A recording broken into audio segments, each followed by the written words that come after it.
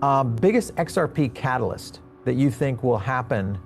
I mean, the banking license, one, sure, for Ripple. Obviously, we've already seen quite a few, but there's also involvement in potentially a SWIFT movement in terms of cross-border payments. What would be your catalyst that you think would move the market?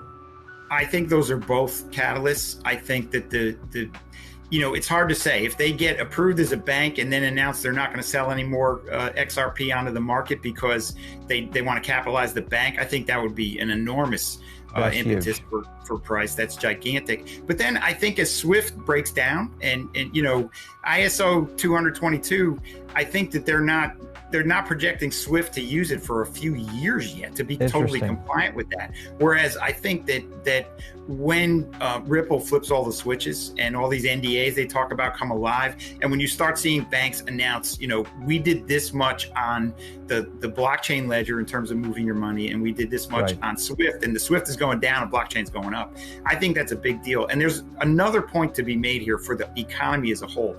Most people don't understand that banks have to keep capital in both places. If you want to send money from Miami to Tokyo, okay, banks have to have money in Tokyo and money in Miami under the current system.